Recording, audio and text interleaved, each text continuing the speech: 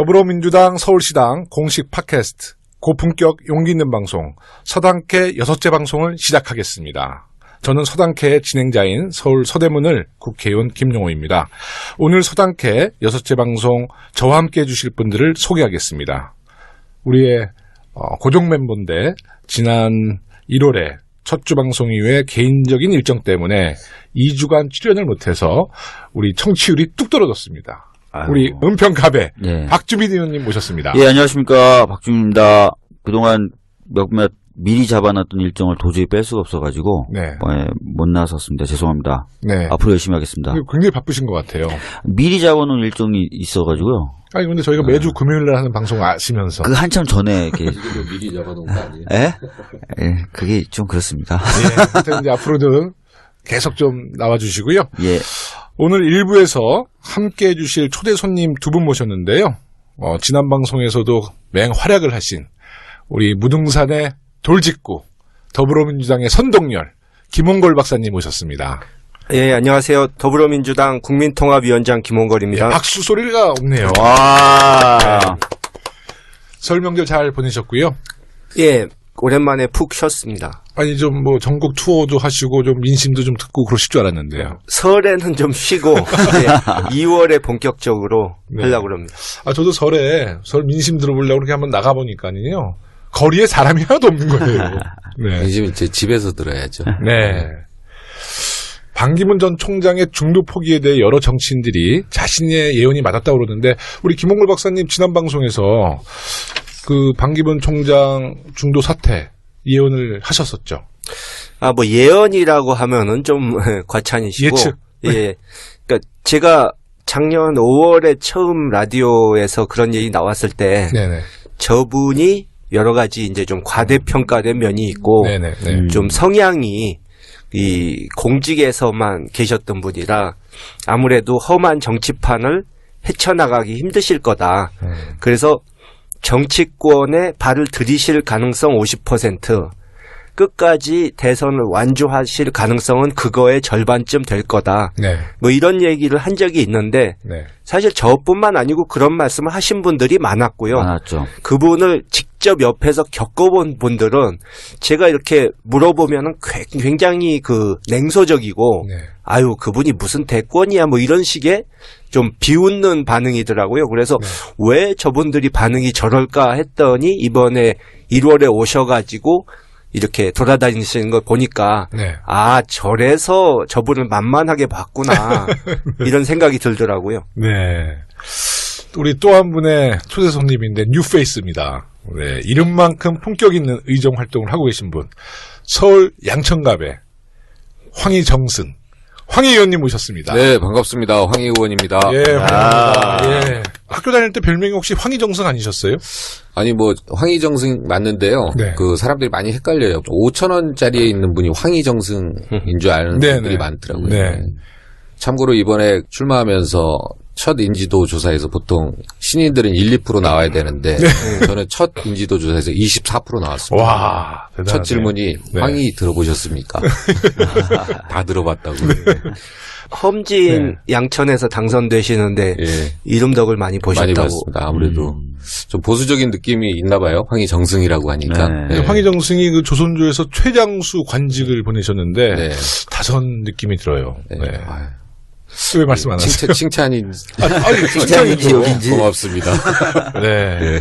하여튼 이제 앞으로도 또 맹활약해 주시는데 사실 저희가 그 서당캐 첫 방송부터 계속 출연 요청을 했었거든요. 네. 근데 너무 몸값이 비싸신지 자꾸 안 나오시더라고요. 그래 그때 나오면 좀 그 룰 미팅도 하고 있고 그 전에도 이제 좀 일을 하다 보니까 나와서 좀 할 이야기가 없고 좀 편파성 당내에서도 좀 편파성 시비가 있을 것 같아서 제가 안 나온 것보다도 아마 서당캐에서 조금 뒤로 밀어주신 것 같더라고요. 아니 근데 이렇게 말씀하면 우리 청취자 여러분들이 잘 이해를 못하는데 왜 편파성이죠? 제가 이제 문재인 후보 그 룰미팅 대리인도 했고 그 전부터 알려지기를 문 후보하고 좀 가까운 인사로 알려지다 보니까 그렇게 나오면 좀 그렇게 시비가 우려가 돼서 그래서 당을 위해서 네. 고사를 했었습니다. 아유, 선당우사. 방송이 처음에 제가 출연 요청했을 때 이렇게 방송이 뜰 줄 몰랐죠. 몰랐죠. 그래서 안 나온 거잖아요. 사실.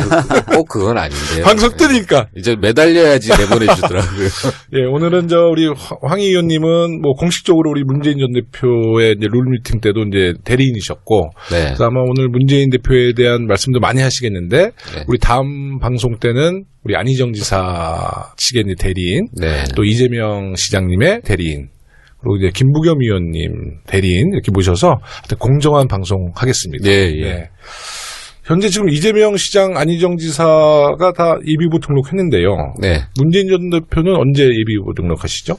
뭐 좀 시기를 두고 이렇게 좀 논의를 하고 있는 것 같아요. 그래서 네. 이제 불가피하게 선거인단 모집 전에 할 거냐 후에 할 거냐 뭐 이런 논의를 좀 하고 있는 것 같습니다. 네. 근데 아까 말씀 중에 문재인 대표는 가깝다 그러던데 왜 가까워졌어요? 저는 뭐 이렇게 가까운 것보다도요. 네. 이런저런 일 있으면 바로 즉시 채용되는 그 약간 용역형 참모에 속합니다. 네. 아, 그러죠. 네, 네. 이번에 이제 룰 미팅 용역이 들어와서. 아니, 근데 이제, 예전에 청와대 계실 때 네, 대표를 예. 모시고 계셨죠? 예, 참여정부 때 5년 동안 청와대 근무했었습니다. 네, 자연스러운 일이죠. 예, 그렇습니다. 네네. 네. 그럼 당내 경선 관련한 이야기는 조금 이따 들어보기로 하고요. 본격적인 톡하기 전에 현재 게시판이나 SNS에서 뜨거운 이슈가 되고 있는 저의 옆자리, 우리 표창원 의원님, 최근에 징계가 있었어요, 당내에서. 그래서 이제 당원분들이나 지지자분들이 강력하게 또 항의를 하고 계세요. 이야기 좀 나눠보고 싶은데요. 당 윤리심판원에서 표 의원님에 대해서 당직 정지 6개월의 징계를 내렸거든요. 어떻게 생각하십니까? 우리 박주민 의원님. 제 솔직한 이야기를 좀 말씀드리자면, 네네. 저는 표현의 자유, 네. 특히 정치적 비판의 자유는 굉장히 좀 넓게 허용돼야 된다는 입장을 가지고 네네. 있어요. 네. 그런 이제 기본 전제에서 봤을 때 과연 이제 표창원 의원님의 행동이 잘못된 것인가를 좀 봐야 되는데, 사실 뭐 이번에 걸었던 그 그림은 이제 표현님이 그린 것도 아니었고, 네. 예술 작가분이 그린 것을 국회 전시하도록 도움을 준 것에 불과하다는 점. 그리고 그 그림이 희화하고 풍자했던 것은 여성이라기보다는 현재 최고 권력자인 박근혜 대통령이라는 것. 그리고 특히 4.16 세월호 참사 당시에 아무런 역할도 하지 않았던 모습을 표현하기 위해서 네. 잠이라는 어떤 그런 것들을 좀 표현하기 위해 했던 취지. 이런 것들을 좀 고려해 봤을 때는 이게 이제 단순한 여성 혐오로 보여지진 않았어요. 저 같은 네네. 경우에. 네. 이제 그런 부분은 이제 여성 혐오로 이상하게 연결이 좀 되면서, 논란이 많이 됐었던 게 굉장히 안타깝고요. 그것을 당해서 이제 처리하면서 이렇게 꼭 징계라는 방법으로 풀 수밖에 없었나. 거기에 대해서도 상당히 좀 안타깝죠. 네. 그러니까 실제로 뭐 우리 의원님들도 이런 요청 많잖아요. 뭐 시민단체나 시민 세력 측에서 국회 세미나실 같은 것을 대관해달라고 이렇게 오시거든요. 그렇죠. 네. 그러면 저희야 뭐 주로 이제 대관을 동의해서 우리가 이제 주관해주잖아요. 근데 이럴 경우에 그분들이 오셔서 어떤 발언을 할지. 그러니까 표 의원님도 미술 전시회를 대관을 해주셨지만 그 그림에 대해서 하나하나 확인하지 못했을 것 같아요. 물으면은 네. 어떤 취지냐 정도만 여쭤보고 기본적으로 이렇게 적극적으로 이제 취지와 그걸 추진하는 단체를 보고 이게 좀 적극적으로 협조해주는 편이죠. 보수 언론에서 악의적인 보도로 일반 국민들은 이제 사실 논란은 뭐 있을 수 있습니다. 근데 저는 이제 새누리당이 말이죠. 2월 1일 날 임시국회 개원하는 그 본청에서 피켓을 들고 있는 거예요. 그래서 저는 박근혜 사퇴하라 그 피켓인 줄 알았더니 표창원 의원을 징계하라고 이 피켓을 들고 있고 특히 오늘 정당 대표 연설 정우택 대표가 연설 중에 기습적으로 표창원 의원을 비판하고 비난했단 말이죠. 원문에 없는 내용을. 예. 그래서 과연 새누리당이 표창원 의원을 비난할 수 있느냐. 실제로 그런 잣대를 보게 되면 박근혜 정부의 그 모든 그 불법과 부정을 방조하고 했던 그분들이야말로 석고대죄하고 사퇴해야 되는데 국회도 거꾸로 돌아간다는 생각이 들었어요. 그러니까요. 사실은 어떻게 보면 박근혜 대통령에 대해서 지금까지 드러난 어떤 수사의 내용이라든지 이런 것들만 봐도 굉장히 잘못한 부분이 많은데 거기에 대해서는 진짜 말씀하신 대로 뼈저리게 반성하는 모습 네. 이런 것들 안 보여주면서 말로는 이제 한다고 그러죠. 우리 김홍걸 박사님 어떻게 생각하세요? 예, 뭐 그 점에 대해서는 뭐 저도 할 얘기가 많은데요. 일단 그 그림 자체가 외설이라고 할 수 있는 그림이 아니고 거의 200년 전에 그려진 그 미술 책에도 나오는 고전이고 네.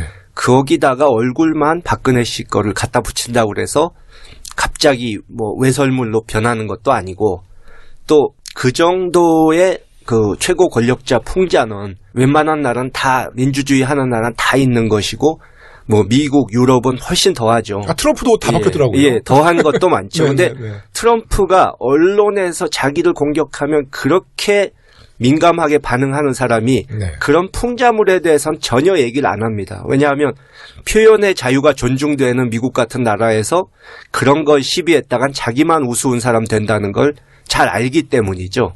그리고 이게 뭐 여성 혐오니 뭐니 이 모욕적이니 뭐 이러는데 사실 광화문 광장에 이 촛불 시위할 때 가보면 조형물 이런 것들 굉장히 그런 것 더한 것들 많은데 그럼요. 예. 근데 그거에 대해서는 왜 아무 말들을 안 했는지 이의를 제기하는 분들이 또 잘 아시다시피 지난 몇 달 동안 종편 같은 데서 그 박근혜 씨의 은밀한 사생활에 대해서 확인 안 된 것도 막 패널들이 나와서 그럼요. 온갖 네. 얘기 다 했는데 네. 과연 이 그림 이번에 떠들지 않았다면 불과 몇 사람 안 되는 소수만이 보고 갔을 그 그림과 또 종편에서 그렇게 몇 달째 떠들어대는 것과 어느 것이 과연 박근혜 씨 본인에게 더 기분 나쁘고 모욕적인 걸까요?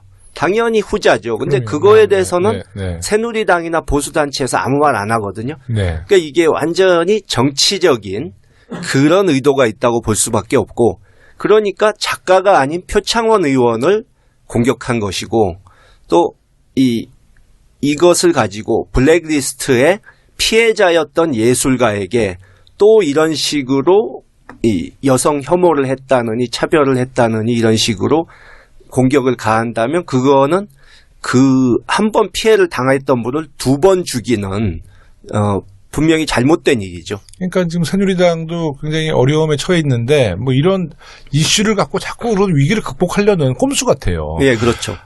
특히 그 저 새누리당 사람들이 뭐 기자회견을 하는데 정말 방송에서도 고품격 방송인데 저희가 뭐 피켓에 뭐라고 써놨냐면 뭐 표창원 뭐 부인의 뭐 예. 뭐 더 이상 얘기는 안 하겠습니다. 예. 고품격이기 때문에 방송이 야 그런 거 보면서 정말 그것이야말로 인격 모독이고 여성 비하 발언을 자기들이 하면서 네? 그렇죠. 그러니까 박근혜란 사람은 사인이 아니고 일반인이 아니고 헌법기관이라서 풍자가 허용되는 것이고 표창원 의원 부인은 그냥 일반 시민 아닙니까? 그럼요 공인이 아니잖아요. 네. 근데 딸까지 이름을 보냈어요. 따님까지. 그렇죠. 네. 그것도 여성 의원이라는 사람들이 나와서 그런다는 네. 거는 아주 상식 밖의 행동이죠. 아, 정말 윤리위원회 회부에서 그런 분들이야말로 국회법의 절차에 따라 예. 정말 징계나 뭘 시켜야 되지 않겠어요? 황 맞습니다. 의원님? 네.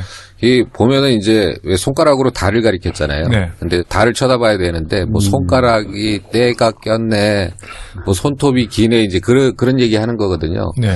이게 본질은 이제 브렉리스트에 대해서 그 문화예술을 중심으로 한 그 시민들의 어떤 저항 아니겠습니까? 네. 뭔가를 좀 표현하고 싶은 그런 건데 실제 이분들 얘기가 솔직하게 얘기하면 왜 대통령 비하했냐 이러고 싶을 거예요. 네, 네, 네. 근데 이제 대통령 비하라는 얘기는 안 하고 왜 여성 비하했냐 이제 이런 식으로 나오는데 우리가 무슨 뭐 밀로의 비너스가 여성 비하한 건 아니잖아요, 그죠? 네, 네. 예. 그런데 이제 이거를 사실은 대통령 비하라고 얘기하고 싶은데 본인들도 이제 그게 있으니까 그런 말은 차마 못 하는 거죠. 그러면서 이제 여성 비하 이제 발언으로 몰아가는데 그 자체가 뭐 이게 말이 안 되는 부분이죠, 이게 실제로. 예. 이번 아마 설 명절에 표창원 의원님 아마 굉장히 마음고생 많으셨을 거예요. 그 따님이랑. 실제로 여성 비하 목적이 아니라 대통령 비하하려고 한 거예요. 네. 그런데 대통령 비판, 비판, 풍자, 풍자죠. 그게 하려고 한 거예요. 그래서 그럼 정확하게 그 부분에 대해서 왜 대통령을 모독하고 비하하고 폄하하냐 이렇게 주장을 해야죠. 그럼 이제 할 말이 있죠. 근데 본인들 차마 그런 이야기는 못 하는 거 아니겠습니까? 그러면서 이제 여성 뭐 비하다, 뭐 폄하다, 뭐 이제 이런 얘기 하는 거죠. 제가 2012년 자료긴 한데요. 네. 그 문화체육관광부가 발표한 문화예술인 실태조사라는 자료를 좀 봤어요. 네. 근데 문학이나 미술, 연극, 영화 종사자 가운데 네. 월 평균 수입 100만 원 이하인 경우가 66.5%. 아예 수입이 없다고 답한 예술가도 무려 26.2%로 나왔어요. 그러니까 굉장히 예술가분들이 어려운 상황인데 네. 이 어려운 상황을 이용해서 사실 블랙리스트가 그거잖아요. 네. 지원해줄까 지원 안 해주고 네. 자기네들 편드는 사람들 지원해주고 이런 식으로 장난친 거거든요. 그러니까 네. 당연히 문화예술인들의 분노는 대단할 수밖에 없고 물론입니다. 네. 그 분노는 여성 박근혜에 대한 분노가 아니라 네. 이 박근혜로 표현되는 대통령 부패된 권력. 부패된 네. 권력 이거거든요. 맞습니다. 근데 네. 이제 더 한 걸음 더 나가서 이제 이래요. 그 문화예술인을 지목한 게 아니라 표창원 의원을 지목하면서 이제는 그 더 나가서 표창원 의원을 영입한 문재인 사퇴하라. 뭐 이제 이런 식이에요. 그렇게 네? 또 보도가 됐어요. 네, 네. 그렇게 따지면 역임인사 1호. 네. 박근혜 대통령 옹립한 새누리당 의원들 전원 다 사퇴하고. 그럼요. 네, 그렇게 해야지. 그다음에 전에 이제 참여정부 때 그 노 대통령 그 비하 그 연극을 했을 네네, 때 네. 권양숙 여사에 대해서도 뭐 좀 네. 말도 입에 담을 수 없는 이야기들 하고 이 사람들 다 그럼 또 다 그거 해야죠.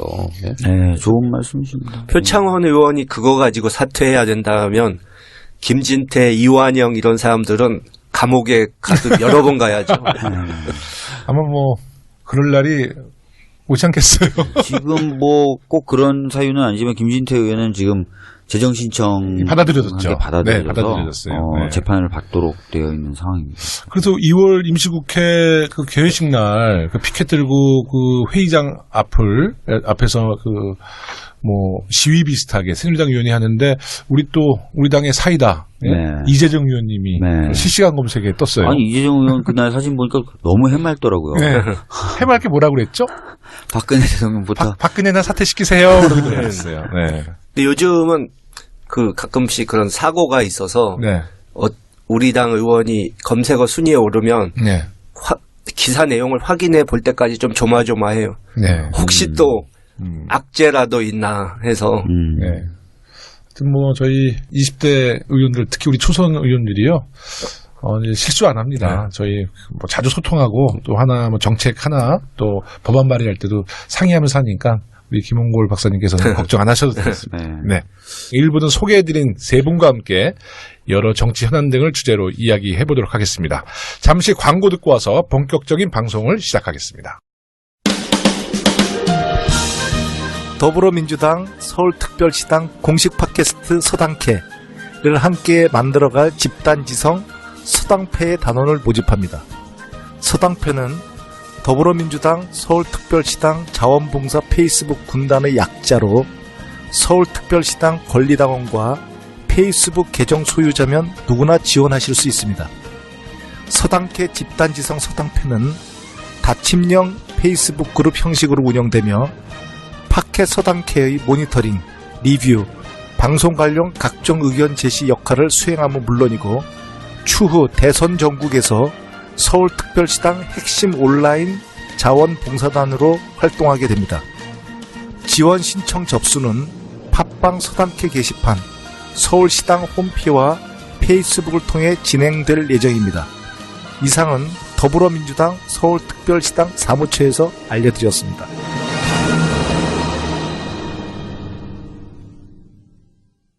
네, 이번 주 가장 핫한 정치권 뉴스는 반기문 전 총장의 불출마 선언입니다. 많은 분들이 중도 포기를 예상하기는 했는데 생각보다 너무 빨리 포기했어요. 캠프 인사들과도 상의 없이 갑작스럽게 출마 포기를 선언한 이유가 뭐 따로 있나요? 우리 박주민 의원님. 지금 뭐 언론에 의해서 주목되는 이유는 첫 번째는 이제 검증이 예상보다 좀 무섭게 네. 되는 거. 특히 이제 동생이라든지 이쪽의 어떤 범죄 혐의와 관련된 이야기들이 끊임없이 나오는 거. 그것에 대해서 부담감을 좀 느꼈을 것이다라는 게 하나가 또 있고. 두 번째는 뭐 그런 영향이겠지만 지지율이 생각보다 계속 안 나오면서 좀 떨어지고 있었죠. 그래서 그러다 보니까 원래 구상했던 대로 반기문이란 인물을 중심으로 뭔가 세력이 결집되는 현상이 안 일어났다. 네네. 네, 그래서 전망이나 이런 것도 좀 불투명해지고 했던 부분. 세 번째는 아마 본인의 기질, 아까 김홍걸 박사님이 말씀하셨던 정치가 이렇게 정치에 대한 얘기를 많이 하셨어요. 네. 그만두시면서 아마 그게 기질을 반영하는 것 같은데 그런 이유로 좀 중도 포기를 하신 거 아닌가 우리 박주민 생각됩니다. 의원님이 세 가지 이유인데 저는 하나 이제 네 가지 이유 중에 하나는 네 가지. 네. 이 참모들이 기획을 입국부터 완전히 망쳤잖아요. 입국하는 날부터. 기획이 좀 네. 너무 프로가 아닌 것 같다는 얘기를 많이 네, 들었죠. 그러니까 그쪽 아마 주변에 도와주셨던 분들이 깊은 고민 없이 그냥 반기문 띄우기만 어떤 정치적인 철학도 비전도 제시 못하고 그러다가 오늘의 이런 날을 이제 맞이했는데 반기문 총장이 6월 1일 날 사퇴하셨잖아요. 근데 제가 그날 오전에 이제 사퇴할 줄 모르고 그 선관위에다가 질의를 했어요. 그 선관위에서는 반기문 총장이 대선 피선거권이 있다라고 유권 해석을 했었잖아요.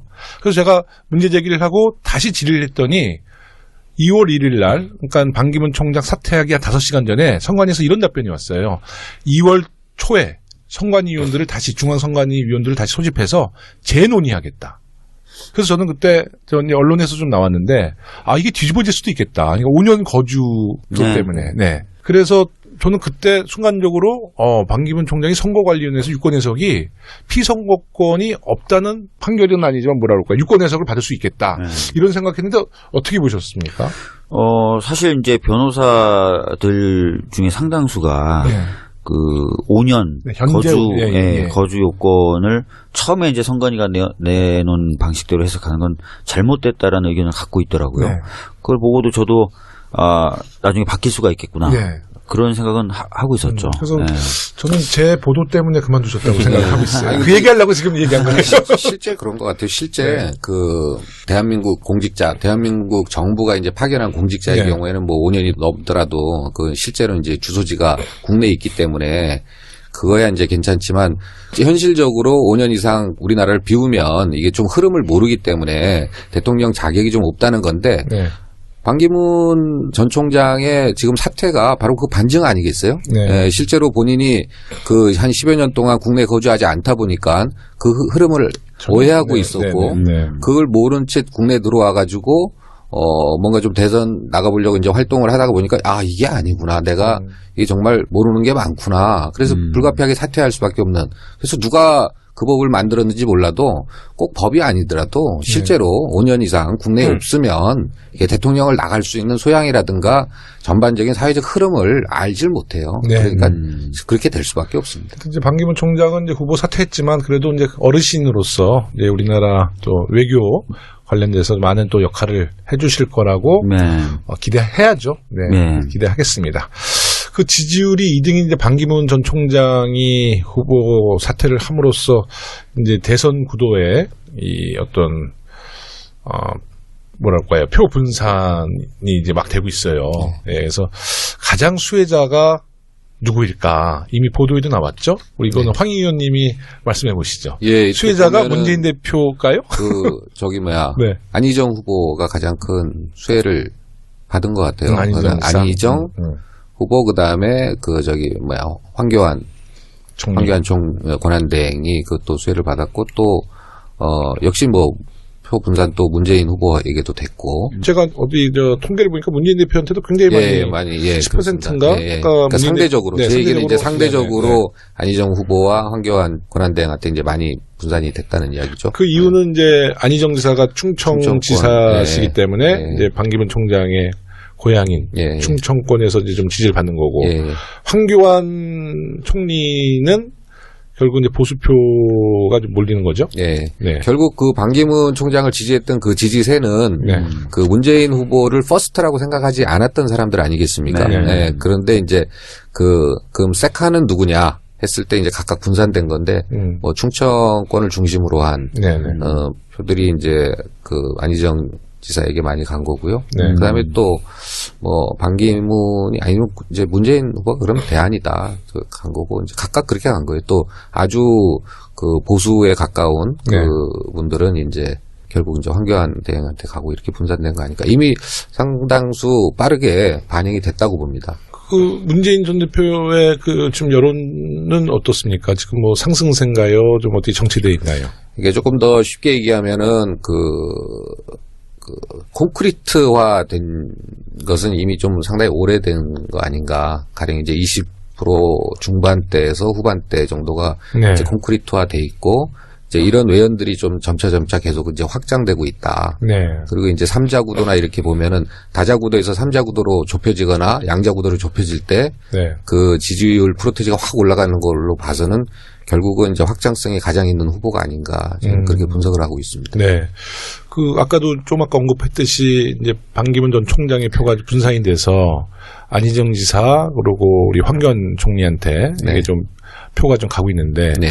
과연 우리 황교안 총리가 최근에 이제 대선 뭐 이렇게 여론조사에도 계속 포함이 돼 있어서 반기문 총장 후보 사퇴 이후에 2, 3위권으로 지금 갑자기 상승을 했어요. 우리 김홍걸 박사님은 어떻게 보세요? 우리 글쎄, 황교안 총리가 과연 출마를 할까요? 제가 그 입장이면 안 할 것 같은데요. 저도 당연히 안 합니다. 근데 이 엇갈리게 얘기를 들어서 네. 한편에서는 들은 얘기가 네. 그분은 역시 공무원이고 평생 공무원이었고 위험한 도박을 하진 않을 것이다. 또 현명하게 판단했을 때 이번에 어느 정도 이미지만 좋게 해서 보수 세력의 대안으로 남아가지고 다음 선거를 노리는 그게 현명한 일이다. 뭐 이런 얘기를 하는 분도 있고 네. 반대로 그분이 검사치고는 네. 뭔가 좀 기회가 있으면 팍 치고 나가는 네. 그런 성향이 있다. 그렇기 때문에 한번 되던 안 되던 강하게 한번 이번에 나오지 않을까. 네. 그렇게 보시는 시각도 있더라고요.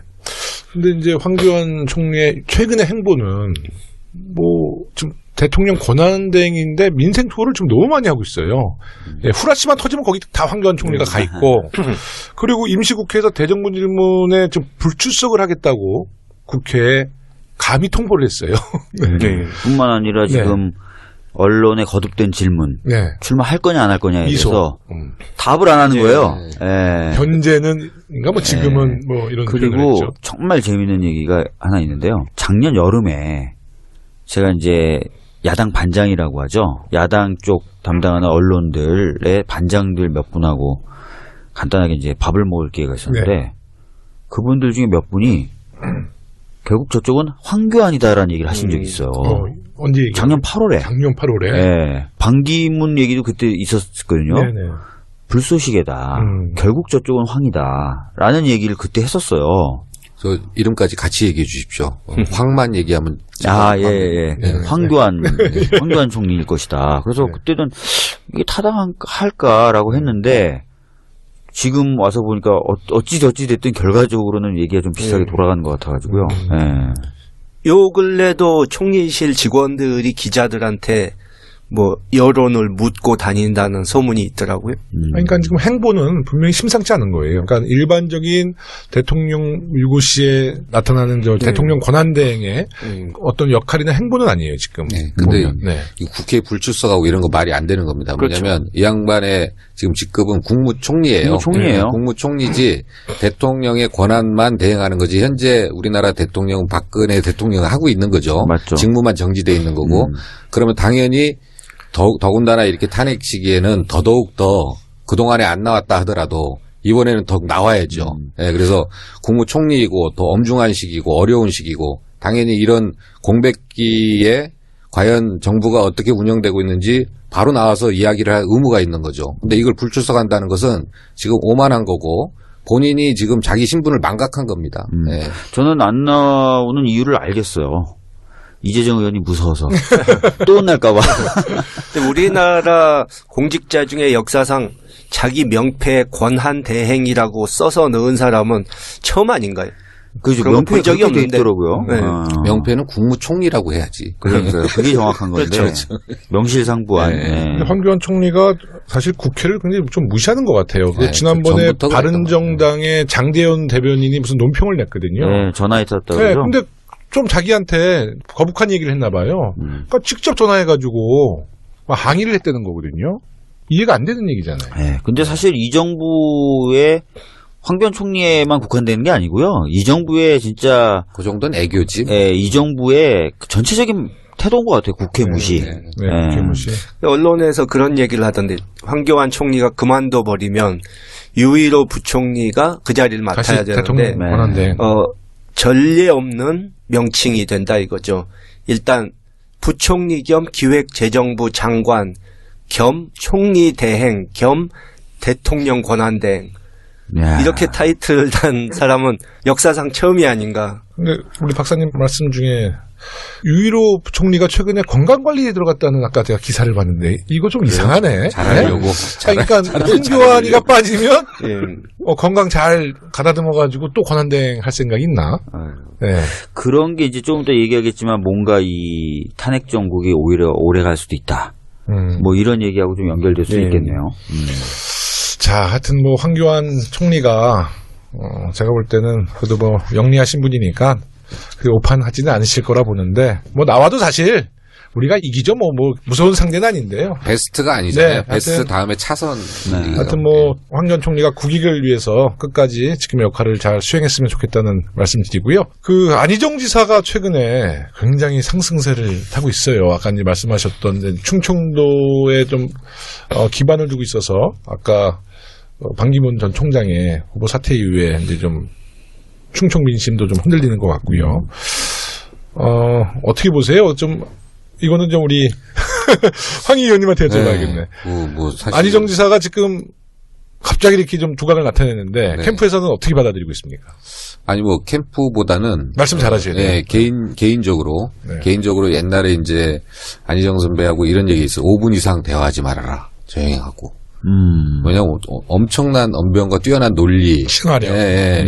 그 다음에 이 성경에 보면 사례가 많잖아요. 네. 그 적절한 사례. 아주 뛰어납니다. 네. 그래서 그 5분 이상 대화를 하면 쏙 빠지는. 그러다가 이분이 이제 지사를 하시면서 얼마 전에 이제 저 청계천에서 이제 연설하는 걸 봤는데 상당히 좀 아카데믹해지셨더라고요. 원래 스타일이 그러지 않았어요? 원래는 되게 쉽게 대중적인 언어로 네. 이제 하다가 예를 들어서 뭐 집가 상승보다는 땅값이 올라서 뭐 네, 이제 네, 이런 네, 식의 네, 표현을 네. 했는데 네. 좀 많이 아카데믹해지고 어려워졌다 이렇게 느꼈는데 최근에 다시 옛날 감을 회복하신 것 같은. 다시요? 네. 더군다나 이제 그 우리 윤태영 네. 전 청와대 대변인 네. 이분 하면은 결국은 이런 거 아니겠습니까? 노무현 대통령 참여정부의 모든 컨텐츠와 네네. 그다음에 그 노 대통령 입을 통해서 나가는 여러 가지 그 표현력 이제 이런 것들이 전부 다 결정체로 꼭 똘똘 뭉쳐서 이렇게 뚝뚝 물 한 방울 떨어뜨리는 그 네. 정도로 이 모든 것을 응집해서 표현하던 이런 모든 것을 알고 있는 분인데 또 더군다나 또 우리 그 윤태영 선배가 또 안 지사님 캠프로 가다 보니까 더더욱 이런 것들이 그 안 지사님의 옛날 그 감 회복과 네네, 네네. 그 윤태영 선배의 어떤 결합 이런 것들이 또 시너지를 발휘하는 거 아닌가. 굉장히 긴장하고 있는 것 같아요. 긴장 안 한다고 할 수도 아니, 없고 제가 우리 한다고 할 수도 없고. 황 의원님이 예. 저는 굉장히 예. 이 방송 재밌게 하실 줄 알았는데 굉장히 진지한 분이셨네. 네? 근데 안희정 지사 얘기하는데 약간 예. 긴장하시는 것 같은데 아니 사실 문재인 대표 안희정 지사 두 분은 잘 하시잖아요. 예, 잘 알죠. 그럼 불편하시겠어. 아니 뭐 그런 건 아니고요. 네. 이제 이게 보면 이래요. 이제 문재인 대표 보면 한 30%대로 지금 계속 지지율이 뭐 정체됐다고는 하나 거꾸로 보면 이제 콘크리트화되어 있는 네. 부분이고 그다음에 이제 우리 안인 지사하고 황교안 총리 합치면 한 20%대 네. 정도 되는 거고 또 나머지 분들 합치면 네. 한 20%대 되는데 더 이상 이제 드랍하고 분산되고 드랍되고 네. 분산되고 이제 표가 더 이상 이렇게 좀 그 재배치가 좀 완료된 느낌이에요. 다시 이 재배치가 이루어지지 않을 것 같은. 그다음에 이제 그렇게 한 7, 80 정도 빼면 한 15에서 20% 정도 중도가 여전히 남는 네. 거고요. 그래서 결국은 이제 더 이상의 이동은 없지 않을까. 비교적 상대적으로 좀 상당히 더디지 않을까 그렇게 네. 생각하고 있습니다. 제가 안희정 지사 혹시 만나게 되면 황 의원님이랑 한 6분 정도 대화하라고 해야겠다. 5분 내가 쏙 빼드는데 6분. 근데 저 안희정 지사가요. 이제 최근에 뭐 사드 문제도 그렇고 또 대연정 이야기도 하셨어요. 네. 우리 김홍물 박사님 어떻게 받아들이십니까? 옛날 노무현 대통령도 이제 대연정 한번 얘기를 하셨었는데. 근데 뭐 잘 기억하시지만 그 대연정 제안은 대실패로 끝났고 네. 그분도 나중에 지지자들에게 이제 사과를 하시지 않았습니까? 네네. 근데 지금이 대연정 얘기할 때인지 전략상으로 봐도 타이밍은 저게 아닌 것 같은데 하는 생각이 들더라고요. 그러니까 무슨 소리냐면 반기문 총장 낙마 후에 네. 지지율이 오른 건 맞는데 이제 그 중도층에서 온 지지자들은 또 언제 떠나갈지 모르는 거고 우리 당 경선에 얼마나 참여할지 알 수가 없는 건데 일단 우리 당 당원과 지지자들이 모인 경선에서는 일단 좀 선명성을 보여주고 네. 요즘 또 시대 정신이 이제 구시대의 구악을 적폐를 청산하자 이거이기 때문에 그 부분을 확실하게 말씀을 하시기 전에 대연정이다 화합이다 이렇게 말씀을 하시면은 그게 지지자들 가슴에 와 닿을지 그러니까 옳고 그런 걸 떠나서 전략상으로도 지금 할 때가 아니고 보통 어느 나라 선거에서나 경선은 자기네 당 골수 지지자를 먼저 확보해서 네. 경선을 이기고 본선에서 좀 이렇게 화합적인 메시지를 던지는 게 보통 그런 전략을 많이 쓰잖아요. 네네. 네. 그러니까 그 점에서는 조금 잘 이해가 안 간다 하는 거죠. 그러니까 이제 많은 분들도 뭐 비슷한 얘기를 하시거든요. 안 지사가 또 원래는 학생 운동도 하시고, 네, 굉장히 진보적인 분인데 약간 보수화되고 있다 이런 사실 평가도 받고 있어요. 우리 박주민 의원님은 이 안 지사의 최근에 이제 대연정 발언이 좀 그 대선 후보로서 좀 안정감을 주기 위한 대선 전략이냐, 아니면 안 지사의 정치 철학의 문제냐, 어떻게 받아들이십니까? 아무래도 안 지사님의 그 대연정 발언의 정확한 취지는 저는 잘 모르겠는데, 그 경선용이라기보다는 약간 본선용 발언을 하신 거고, 본선용 발언이라는 건 약간 안정감. 네. 그리고 사실 또 문재인 전 대표님과의 차별성도 좀 필요한 상황이고요. 그래서, 그렇게 나가시는 것 아닌가라는 생각을 하고 있습니다. 네. 어차피 저희가 이제 대선 후보가 우리 문재인 대표, 그리고 안희정 지사, 김부겸 의원, 이재명 시장, 그리고 최성 의원님도 네. 최근에 네. 발표하셨는데 고양시장. 정말 훌륭하신 분 5명이지만 아쉽게도 저희는 이제 한 명의 대선 후보가 나올 것이고, 그리고 이제 국민의당은 이제 안철수 전 대표, 새누리당은 이인재다. 뭐 누구 있죠? 그쪽은 뭐 황교안, 예를 들어서 들리는 소문에 뭐 홍준표 지사도 출마할 생각이 다 나와서 좋아요. 그쵸? 소문이 아니라 본인이 얘기를 했어요. 그러니까 저건 다 나왔으면 좋겠어, 그냥 이번에. 네. 뭐 원유철 의원도 나온다 그러던데. 네. 그래요? 네. 김진태도 좀 나왔으면 좋겠어요. 그거 좋죠. 그 바른정당은 지금 후보가 후보가 진짜 없는 거죠. 없군요. 바른정당은. 유승민. 네, 남경필. 남경필도 사실 지금 뭐 거의 정체돼 있고, 네. 뭐 이번 대선에 다크호스로 떠오르기는 사실 아직까지는 그렇게 좋은 평가를 못 받고 있어요. 그 마음속으로는 다 좀 있으면 2위 할 거라고 생각하고 있어요. 근데 이제 저는 이제 결론은 지금 오히려 이번 대선은 보수 후보들보다는 우리 더불어민주당 후보와 국민의당 후보, 그러니까 야 2당의 경쟁으로 갈 수도 있다. 그 안철수 대표님이 맨날 하시던 말씀 아닌가요? 결과적으로 문재인과 내가 이렇게. 두 분이 그렇게 이제 경쟁 구도로 가게 되면 뭐 안철수 전 대표는 그거 아니겠어요? 그 새누리당의 지리멸렬한 그쪽 보수 표를 좀 받고 또 호남 표를 좀 얻어서 우리 이제 더불어민주당과 경쟁하겠다는 생각 같은데 우리 누가 답변을 해보시겠어요? 네, 안철수 대표는 무슨 생각으로 근데 지금 하실까요? 보면 저는 이렇게 보기로 황교안 저는 총리가 나올 거라고 봐요. 실질적으로 나올 거라고 보고 네. 바른정당하고 새누리당은 결국 합쳐질 거다. 그러니까 당 차원에 합쳐지진 않더라도 후보를 아마 단일하게 만들 것 같다. 단일하게 만드는데 쓰이는 몇 가지 이제 대의명분은 네. 보수에 대한 호소. 네. 그 다음에 또 하나는 약간 탄핵 사건을 좀 박근혜 대통령 측에서 좀 지저분하게 만들려고 하는 것 같아요. 그래서 이게 정치적인 공격에 의한 것이다. 뭐라고 얘기하면서 과거 이제 박근혜 대통령 지지 세력 좀 결집시키는 그런 말들을 하면서 그런 명분들로 이게 쭉 모아서 황교안 아니면 유승민 둘 중에 하나. 근데 지금 봐서는 황교안 총리가 더 유리할 것 같아요. 아니, 저는 이제 안철수 후보에 대해서 이제 말씀하신 거잖아요. 이제 안철수 후보가 이제 지난 대선 때만 보더라도 중도층과 그 또 일부 진보 진영의 표를 이제 상당히 그 점유하고 있었죠. 네네. 근데 이제 이 지층들이 많이 실망을 했죠. 그렇죠. 그러다 보니까 이제 이분이 이제 호남으로 가신 거 아니겠습니까? 네. 그래서 이제 그 호남의 반문 정서가 강하다 보니까 그 틈새를 끼고 들어가서 여기에 자리를 잡아야 되겠다라고 했는데 바로 어젠가요? 아까 저기 YTN에서 호남에서 그 문재인 안철수 이렇게 여론조사 한 거 보니까 7대 3이에요. 네, 70% 대 20 몇 프로예요.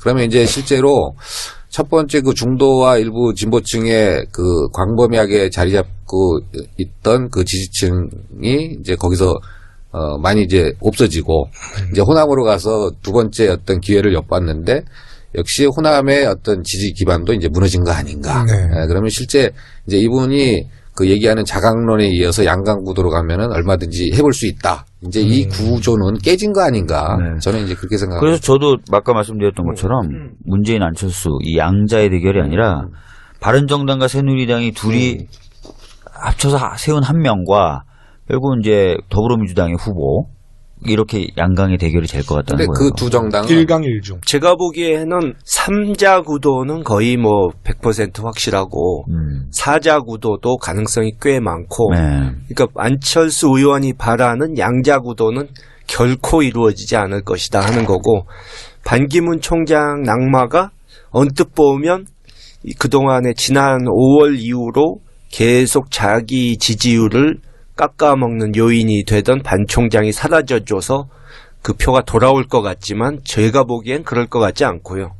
그러니까 지금 결국 반 총장이 오히려 남아가지고 그 가능성은 희박하지만 둘이 붙어서 거기서 반 총장을 이겨가지고 민주당 집권을 원치 않는 사람들의 유일한 대안이 되는 것 외에는 희망이 없었는데 네. 반 총장이 사라지는 바람에 그 가능성도 이제는 없어졌고 뭐 그 당 경선 해봐야 뻔하니까 흥행 효과가 있을 리도 없고 여러 가지로 지금 그분 그러고 그런 얘기 있잖아요. 까마귀 노는데 백로야 가지 마라. 네네.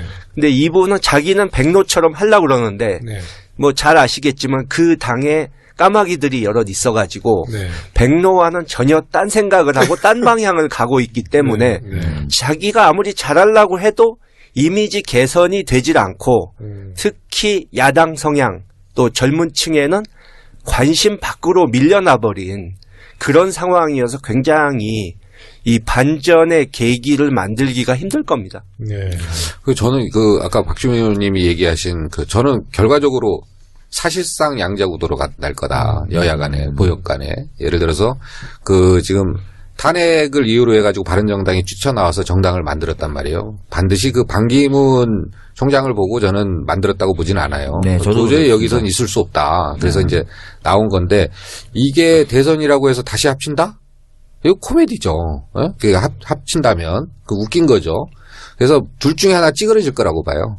예, 예를 들어서 누가 됐든 새누리당 후보가 됐든 바른정당 후보가 됐든 대선 후보를 중심으로 해서 두 정당 간 둘 중에 하나는 찌그러지지 않냐. 그 다음에 굳이 합치더라도 대선 이유가 되지 않겠냐. 그 다음에 야당 또한 물론 이제 정의당도 있습니다만은 더불어민주당하고 국민의당하고 경쟁하다가 결국은 호남권을 누가 이거를 점유할 거냐. 결국 이거 아니겠습니까? 네. 결국 여기도 사실상 후보는 나올 수는 있어도 둘 중에 하나는 사실상 좀 찌그러질 수밖에 없는 그런 상황이 오지 않나. 그래서 후보가 각 당에서 다 후보를 배출한다 하더라도 사실상 대결 국면은 양강 체제 아닌가. 그렇게 해서 크게 나머지 수들이 반영되지 않는 그 둘 중에 하나를 캐스팅 보트 역할을 못할 정도로 이제 저도 비슷하게 보는 겁니다. 네. 근데 그 양강이 안철수 그다음에 더불어민주당의 후보 이렇게 되는 게 아니라 사실은 보수 쪽. 그렇죠. 그 가능성이 많죠. 예. 안철수 대표는 그렇죠. 나오더라도 나오긴 나올 건데 네. 큰 변수는 안 되는. 큰 변수가 안 된다. 5에서 7 정도.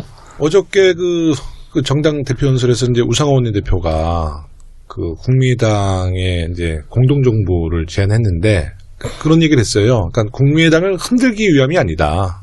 진정성을 갖고 얘기하겠다. 그래서 공동정부 제안을 하는데 그 이유 중에 하나가 이제 어찌됐든 저희 당이 대선에서 승리를 해도 국회가 여소야대 국면에서 이제 새롭게 탄생하는 대통령이 어떤 개혁이나 또 자기의 그 정치적인 철학의 가치를 국회에서 통과시키기 참 어려운 상황이잖아요. 우리 김홍걸 박사님은 어떻게 생각하십니까? 그 공동정부 제안에 대해서요. 국민의 정부에. 글쎄요, 뭐 국민의당 분들은 통 이게 비위를 맞추기가 힘들어서 네. 그러니까 그런 뭐 연대 통합 뭐 연정 이런 제안을 하면은 뭐 예의가 없다. 우리는 뭐 독자적으로 갈 테니 어림도 없는 소리 하지 말아라. 그러고 차갑게 이렇게 쏘아붙이고 네네. 또 만약에 뭐 그렇게 노골적으로 얘기하는 분은 없지만 우리 쪽에서 우리도 그냥 독자적으로 가겠다. 연대 뭐 통합 필요 없다. 이러면은 오만하다. 응? 자기네들이 정권 벌써 다 잡은 줄 안다.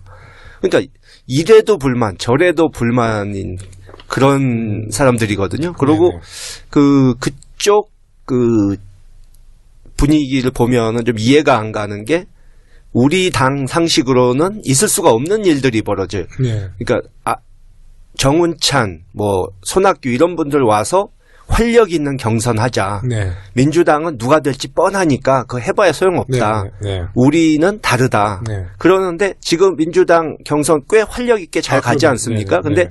저쪽은 뭐 손학규, 정운찬 이런 분들이 오기도 전에 당 고문단들이 모여서 기필코 안철수 의원을 대통령 만들자 그러고 막 축배를 들고 이 대표 연설을 원내대표나 당대표도 아닌 안철수 의원한테 시키고. 내일이죠, 그게? 네, 그 네네. 처음에 있는 일이거든요. 네. 근데 우리 당에서 대선 주자 한 사람에게만 그런 특혜를 주면 아마 난리가 났을 겁니다. 네.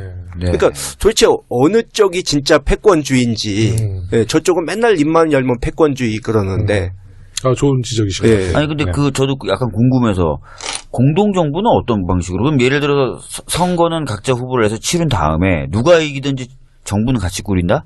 그런 약속을 미리 한다? 이렇게 되는 건가요? 뭐 좀 조건이 합의가 돼야 되는데 DJP 연합 그러면 케이스거예요? 후보가 단일화가 전제돼야 네, 돼. 단일화 전제. 제가 보기에는 뭐 단일화 안철수 전제. 의원이 단일화 절대 응하지 않을 것이다 보고요. 그러니까 좀 전에 그 패권주의 얘기했는데 이 나중에 연정을 하자 공동정부를 하자 이런 제안을 하는 것 자체가 패권주의가 아니라는 증명이 되는 거예요. 패권주의라는 건 권력을 혼자 다 쥐고 그렇죠. 안 그것만 나눠주는 게 네. 패권주의인데 네.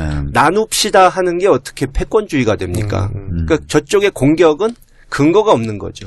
그 공동정부의 그러니까 제안은 우리 문재인 대표도 긍정적으로 검토하시죠? 이게 공동정부라는 게 오늘 우상호 원내대표가 말씀하신 것은 뭐 이렇게 합당하자는 얘기가 아니잖아요. 네. 그래서 각 정당의 이제 가령 이제 공동정부를 우리가 상상해 보면 이제 두 가지 안이 있겠죠.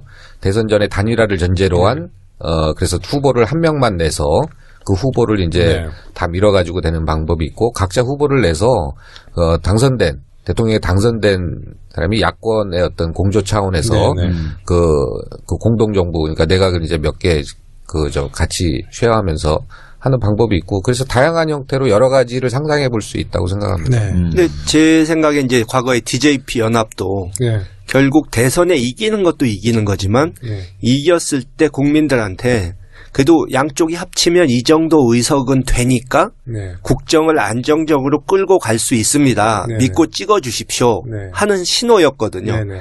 근데 우리 쪽도 물론 집권하면 과반수는 안 되니까 네. 뭔가 대안을 만들어야겠지만 네. 국민의당은 38석밖에 안 되는데 네. 그 사람들이 집권한다고 해도 할 수 있는 게 없잖아요. 네네. 그러면은 대선을 치르려면 뭔가 우리가 대통령 자리를 차지하면 어떻게 해서 그 문제를 해결하겠다. 대안을 내놔야 되는데 그 사람들은 전혀 대안은 내놓을 생각이 없이 비난만 하니까 좋네요. 네, 좀 말씀 들어보니까 답답하죠. 국민의당 대선 후보가 공동정부를 제안해야겠네 우리한테. 사실 그쪽에서 해야 되죠. 이런 얘기도 들었어요. 네. 오늘 우연찮게 누구한테 들은 얘기인데 새누리당 입장에선 한 35% 정도 네네. 맥시멈에서 네. 35% 정도 그러니까 전통적인 새누리당의 지지층이 한 그 정도 되잖아요. 네. 이 정도를 받을 수 있는 후보를 내세우겠다. 네. 그래서 상당한 다자구도가 된다. 네, 네, 그래서 네. 실제로 35% 정도만 받아도 충분히 당선 가능성이 있지 어부지리로? 않냐. 예. 네, 네, 네. 그런 상상을 또 한다는 거예요. 네. 오늘 좀 저희가 이제 이 얘기 했다시피 굉장히 좀 예측 불가능하고 좀 불확실성이 네네. 있는데, 우리 정권 교체에서 우리 당 지도부와 대선 후보들에게 한 말씀씩 짧게 좀 해주시죠. 어떻게 해야지 우리가 승리를 할 수 있는가? 네. 네. 네, 저는 이번 선거는 반드시 당 중심으로 선거가 치러야 된다고 봅니다. 그래서 당 중심으로 치러지고, 당 중심의 선거라는 것은 당에서 이제 모든 선거를 관리하고, 본선 캠프에 했던 조직도도 당에서 이제 다 구성하게 되고, 그 다음에 또 당이, 그동안 이제 직능이라든가 당의 조직을 지금부터 네. 인재도 영입하고, 당의 조직도 정비해가지고, 상당히 이제 많은 조직을 끌어올 수 있는 네. 그런 체제를 지금 갖춰야 된다. 그런 것이 전제돼야만 당이 이제 중심이 될 수 있고, 또 당이 중심이 돼야 여러 가지 소위 이제 인정할 수는 없습니다만 여러 계파가 있다고 하잖아요. 네. 그 계파에서 당이 중립적인 당이, 모든 디자인을 한다면 그래도 이제 많은 실질적인 용광로, 네. 모두가 참여할 수 있는 그런 선대위가 구성되지 않을까 그런 측면에서 그거를 상수로 놓고 네. 이번 경선은 정말 민주당 내부의 어떤 엄중한 시기이기 때문에 축제라고는 할 수 없습니다만은 정말 새로운 대한민국을 만들기 위한 정말 신명나는 네. 그런 경선 기간이 되었으면 합니다. 네. 우리 김홍물 박사님. 예, 당 중심으로 치러야 된다는 지금 말씀에 100% 동감하고요. 네. 지난번 대선은 경험해 보신 분들은 알겠지만 당 따로 후보 캠프 따로 이렇게 움직이면서 좀 주먹구구식으로 돌아간 부분이 많이 있었는데 네네. 이번에는 다행히 좀 준비가 그래도 그때보다는 낮게 되는 것 같고, 아무래도 제 생각은 지지율 조금 올라가고 내려가고 표 계산 이런 거 하면서 일희일비 할 게 아니고 이 원칙을 지켜가면서 요즘 상황이 정말 박근혜 정권의 게이트 때문에 굉장히 국민들이 실망하고 네. 또 이 정치 불신이 높아지는 이런 상황이기 때문에 그 원칙을 지키는 모습을 좀 보여드려가지고 그분들의 신뢰를 얻는 게 굉장히 중요하다고 생각합니다. 네. 우리 박주민 의원님. 저도 완전 동의합니다. 그러니까 박근혜 대통령 관련된 이 게이트 때문에 많은 국민들이 실망하고 분노하셨는데 이 실망과 분노가 정치 전반에 대한 혐오로 변질되면 안 되거든요. 네. 그래서 이번 경선이 좀 아름다운 모습을 좀 보여줘서 네. 정치 희망이 있다. 그리고 네네. 그 희망의 중심이 더불어민주당이다. 이런 신뢰를 좀 심어줄 수 있으면 경선 본선이 문제가 아니라 그 이후에 사실은 정권을 차지해도 해야 될 일이 굉장히 많잖아요. 그렇죠. 네. 그런데 큰 도움이 될 것 같다고 생각합니다. 네, 우리가 하여튼 만약에 조기 대선 있으면 여기 계신 모든 분들이 하나가 돼서 반드시 우리 당 후보를 통해서 정권 교체를 꼭 이뤄냈으면 하는 생각입니다. 이번에는 박근혜 최순실 게이트 이야기 좀 해보겠습니다. 지금 청와대 압수수색이 꼭 필요하잖아요. 필요한데 필요하죠. 지금 거부하고 있죠, 청와대가. 네네네. 그 결정권자가 지금 누군가요?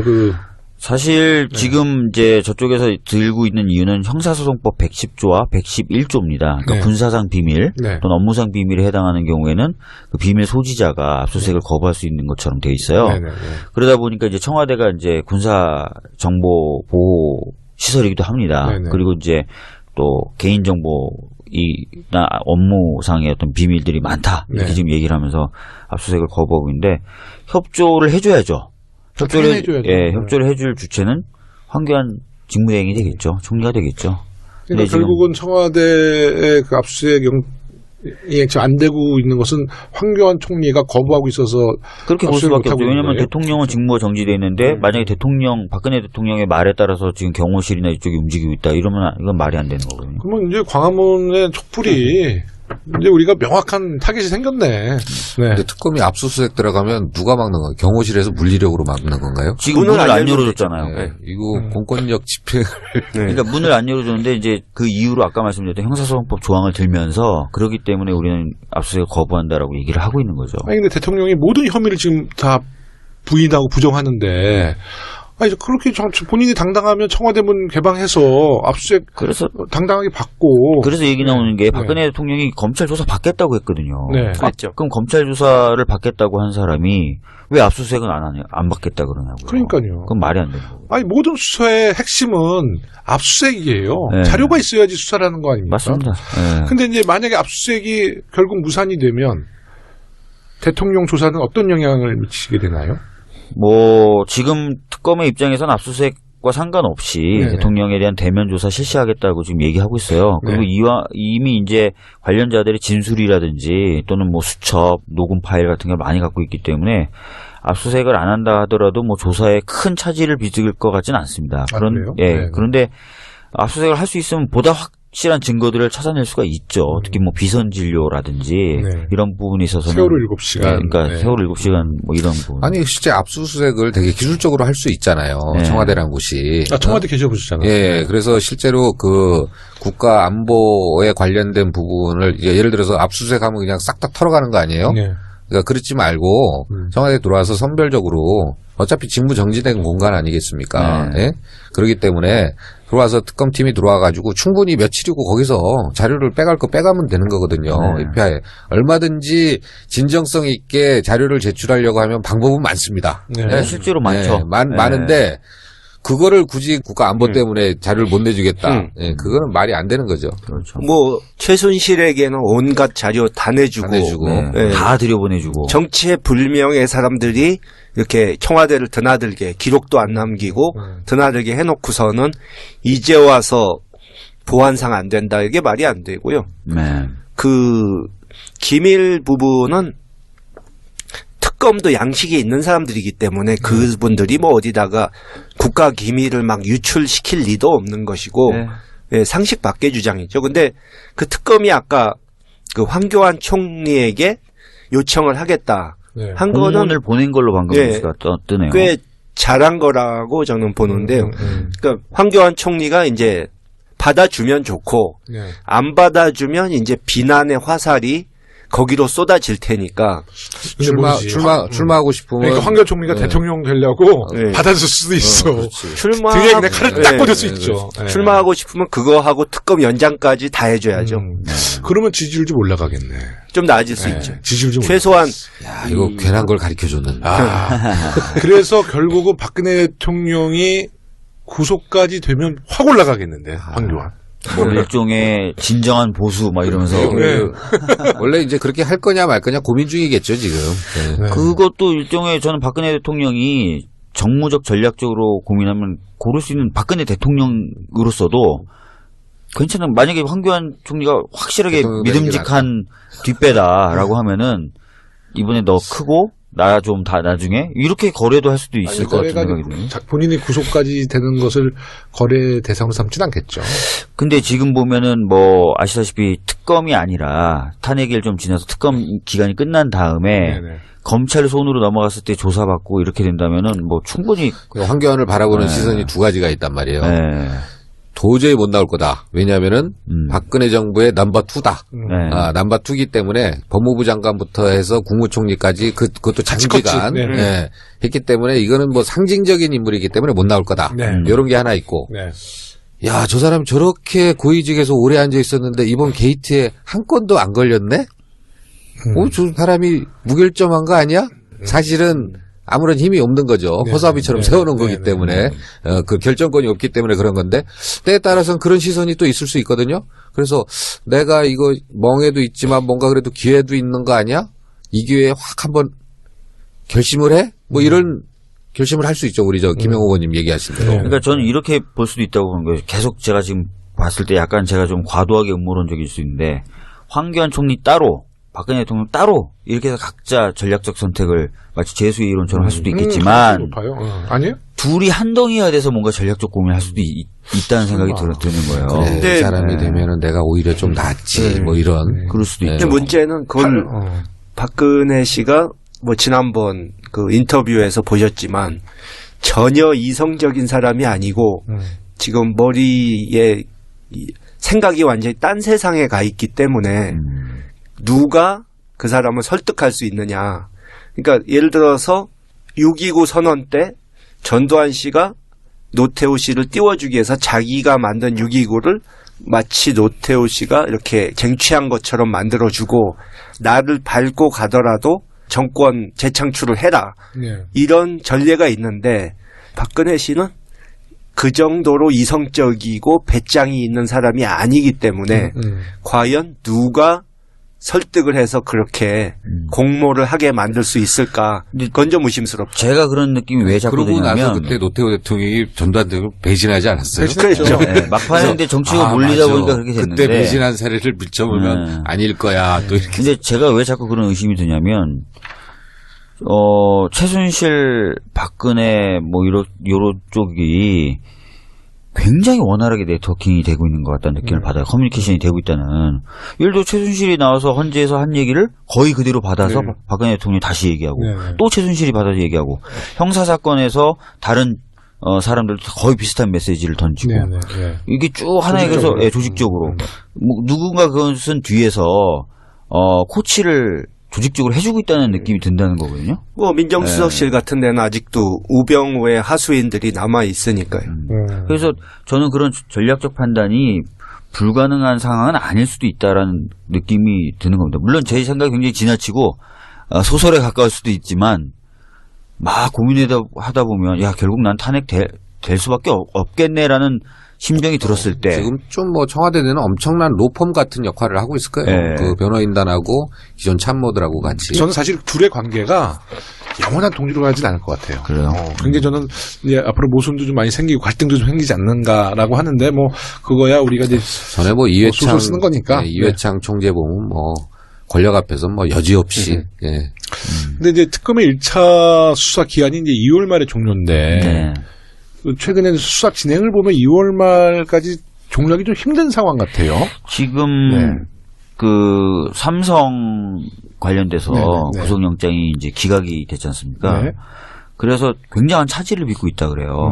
그러니까 재벌 관련된 수사는 이제 탑다운 방식을 선택했다 그러더라고요. 삼성이라는 대여를 탁 잡음으로써 나머지 뭐 재벌들 쉽게 가는 방식을 좀 택했는데 여기서 제동이 걸려버린 거죠. 반면에 이제 이화여대나 이쪽은 바텀업이라고 해서 아주 작은 걸 잡다가 결국 최경희 그 이대 총장에 대한 영장을 재청구한다 식으로 이런 식으로 좀 올라가려는데 이쪽은 어느 정도 성공을 좀 하고 있는 것 같다고 평가를 받고 있고요. 그래서 이 재벌 쪽 막힌 부분을 좀 더 해보려면 시간이 더 필요한 건 사실입니다. 특히 그 박근혜 대통령에 대한 조사나 이런 걸 하고 나서 그걸 가지고 다시 한번 또 이렇게 해야 되거든요. 네. 그러니까 지금 2월 24일 이렇게 종료되는데 굉장히 부족하죠. 그러면 시간이. 특검의 기한을 연장하던데 그걸 또 황교안 얘기 나오네요. 예.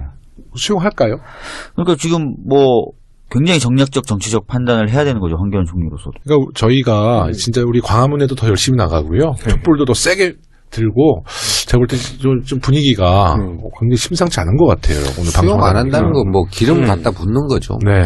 근데 뭐 수용 안 한다고 가정을 했을 때 이제 뭐 법은 박주민 의원께서 더 잘 아시겠지만 이제 상식적으로 봤을 때 좀 부담이 덜한 사건은 이 특검이 마무리를 못 짓고 검찰에 넘겨도 검찰이 할 수도 있는데 네네.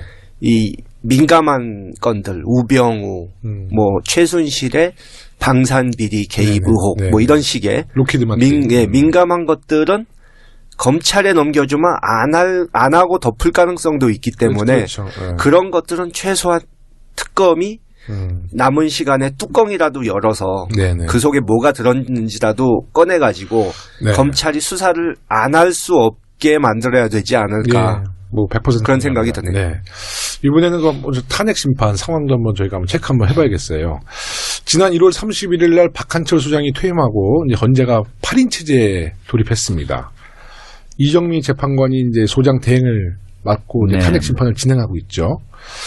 문제는 이정미 재판관의 임기 내에 3월 13일까지죠. 네. 네네. 이전에 탄핵 심판 결정이 날 수 있느냐인데 우리 지금 네. 헌재에서 진행되고 있는 사건을 보면 사건의 진행 속도나 잡혀있는 길 현황을 보면은 3월 13일 전에 나올 수 있다는 생각이 듭니다. 근데 문제는 네. 대통령 측에서 각종 지원 전략을 쓰고 있어요. 그렇죠.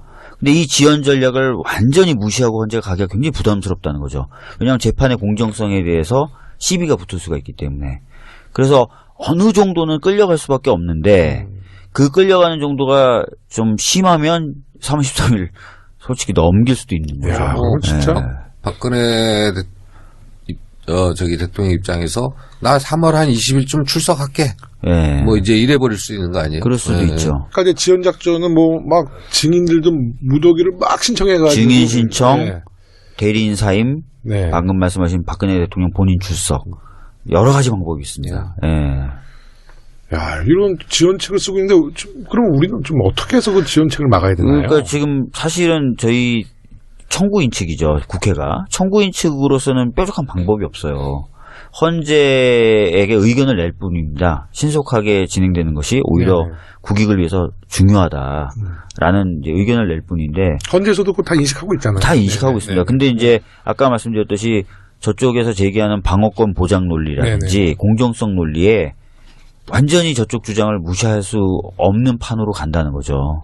그리고 그래서 이제 3월 13일 넘기게 되면 이정미 재판관이 퇴임하게 돼요. 그러니까요. 그러면 8인 체제가 아니라 7인 체제가 되는데 마지노선입니다, 이게. 6명이 되면 평의가 안 돼요. 그렇죠. 예. 그렇게 되면은 지금 탄핵에 대해서 반대하는 한두 명의 재판관들이 네.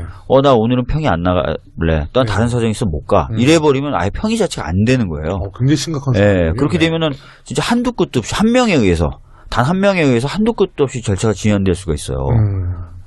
못 나가게 한다거나. 네. 야, 근데 진짜 이 3월 초까지 우리 국민들은 뭐 당연히 결정될 거라고 되고 우리 또 언론에서도 뭐 조기 대선 얘기가 계속 나오는데 박근혜 대통령의 이 같은 지원 전략으로 만에 하나 연기가 돼서 뭐 5월, 6월까지 이걸 질질 끌고 간다. 국민의 저항은 아마 상상을 초월할 것 같아요. 그러니까 지금 당연히 국민분들은 분노를 하실 거고 네. 그 분노의 크기가 굉장히 클 거라고도 생각하는데 지금 저쪽에서도 계속 자락을 까는 게 탄핵에 반대하는 국민들도 굉장히 많다라는 자락을 계속 깔고 있어요. 많지 않다니까요. 그러니까 우리는 그걸 아는데 네. 예를 들어서 태극기 집회에 나오는 사람들이 점점 늘어나고 있다든지 많이 나온다든지 헌재 앞에 가시면요. 헌재 앞에 가보시면 태극기 집회하는 분들은 매 기일마다 많이 들어옵니다. 네. 태극기 들고서. 또 동원을 하잖아요. 예. 네. 헌재 그러니까 데모. 예, 헌재 재판관들은 오히려 이제 잘못된 판단을 할 수도 있죠. 예. 그러니까 이거를 헌재에서 명확하게 알고 있어야 돼요. 사실 이 200만, 1000만의 촛불, 국민들이 최선을 다한 거 아니겠습니까? 그 다음에 하다못해 국회도 그 탄핵 찬성 여론에 가까운 의석수를 그 탄핵 찬성에 던진 거잖아요. 그렇죠. 그래서 국회도 최선을 다했고, 뭐 언론도 최선을 다했어요. 그렇죠. 네, 언론 최선. 그 다음에 이제 마지막으로 검찰도 초기에 이제 수사하면서 피의자 신분까지 이렇게 하면서 사실상 검찰도 어떻게 보면 이런 한계에서는 최선을 다한 겁니다. 그런데 마지막에 헌재가 최선을 안 한다? 이거는 뭐 뒤집어질 일이죠. 그래서 사실은 이제까지는 보면은 정치권이 어떻게 보면 시민의 촛불 민심에 있어서 좀 뒷북친 네. 그런 측면이 없지 않아 있어요. 그래서 이런 공백 기간을 정말 저희 정치권에서 또 더불어민주당이 좀 앞장서서 이 앞으로 불미스러운 일이 만에 하나 0.1%라도 생길 것을 대비해 가지고 이건 뭔가 좀 여론전을 다시 한번 네. 좀 확산시키고 이거에 대한 우려를 불식시킬 수 있게 헌재가 충분히 이제 헌재가 올바른 판단을 할 수 있도록 뭔가 이제는 정치권이 좀 나서서 해야 되는 거 아닌가. 그러니까 헌재가 지금 특검만큼 했으면 좋겠어요. 지금의 특검만큼. 우리 국민들이 특검한테는 지금 박수 보내주고 있잖아요. 그렇죠. 예, 근데 만약에 헌재가 뭐 상상하고 싶진 않지만 자꾸 박근혜 대통령 측의 그 지원 전략에 혹시라도 동조한다 그러면 좀 심하게 얘기하면 검찰만큼만 해도 돼요. 네. 저는 당연히 3월 13일 전에 탄핵 좀 인용될 거라고 생각을 했었거든요. 조금 전까지만 해도. 근데 오늘 방송하면서 갑자기 굉장히 심각하다. 이거 우리 국회에서나 우리 정치권에서도 뭐 열심히 그거를 좀 대응을 짜야겠지만 이제 국민의 한 사람으로서 저 다시 광화문에 열심히 나가야겠다는 생각을 합니다. 네, 그러니까 약간 아까 황 의원님이 말씀하신 정치권이 최선을 다했지요. 하지만 지금 이 상황이 되니까 더 해야 그렇죠. 된다는 생각이 드는 거예요. 좀 더 예. 선도적이고 선제적으로 네. 정치권이 좀 리드할 필요가 있습니다. 우리 청취자 여러분들께서도 오늘 이 방송 들으시면서 우리가 3월 13일 이전에 탄핵이 인용될 거라고 우리 국민들은 믿고 있었지만 우리 오늘 나오신 그 패널 여러분들의 말씀을 들어보니까 분위기가 심상치 않은 것 같습니다. 다시 한번 우리 광화문에서 촛불을 한번 높게 들고 우리 헌재에게도 잘할 때 박수 쳐주고 만에 하나 좀 이상한 조짐이 보인다면 국민의 함성으로 헌재 분들에게 우리 국민의 목소리를 꼭 전달했으면 좋겠습니다. 날씨도 많이 풀렸어요. 네네. 내일이 입춘이랍니다. 네. 토요일이. 토요일이. 네, 입춘. 네, 입춘과 함께 촛불 다시 한번 방학입니다. 네, 또. 네. 광화문 집회에서 만나기로 하고요. 우리 서당캐 6회 방송 일부가 마칠 시간이 되었습니다. 우리 김홍걸 위원장님과 황희 의원님 혹시 못하신 말씀 있으시면 한 말씀씩 하시죠. 예, 좀 전에 말씀하신 대로 그동안 우리가 촛불 시민혁명으로 정말 세계적으로도 모범이 되는 평화적인 시위로 이 무도한 권력자를 자리에서 몰아내는 그런 탄핵을 지금 거의 성공시키고 있는데 아직은 마지막 단계가 남았고 안심하기에는 이릅니다. 그렇기 때문에 끝까지 이 탄핵이 되고 새로운 정부가 나와서 이 국민 여러분들이 원하시는 국가 대개조, 대개혁에 이 시동을 걸 때까지 계속해서 성원해 주시고 감시해 주십시오. 말씀을 정말 또박또박 하셔요. 네. 네, 원고 없이 지금 말씀하시는 거예요. 그렇죠. 네, 또박또박. 네, 우리 황 의원님. 예, 이게 사람이 자꾸 쉽게 잊게 되잖아요. 네.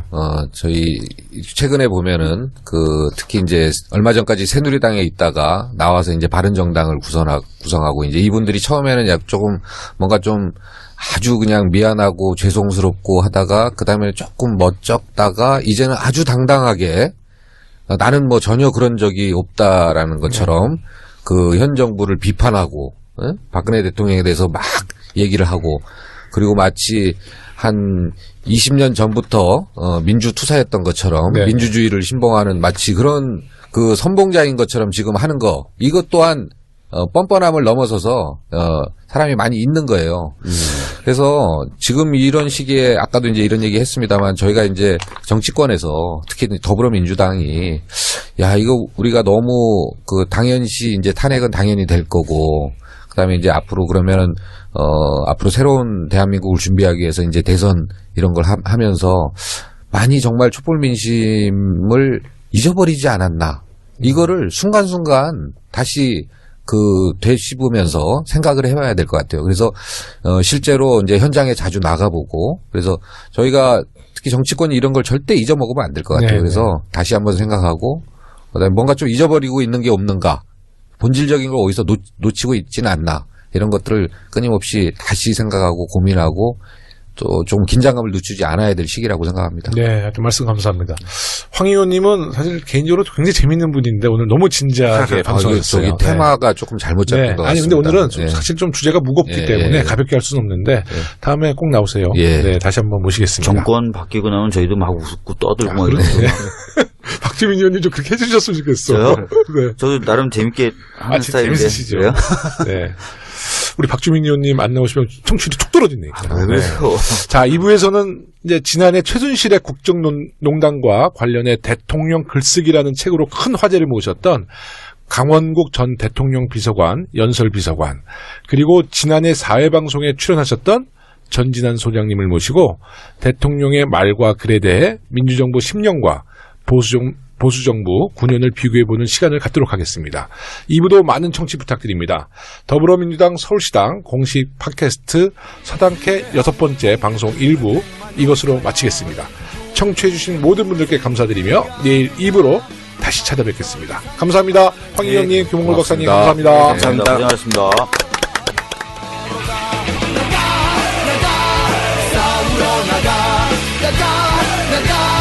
싸우러 나가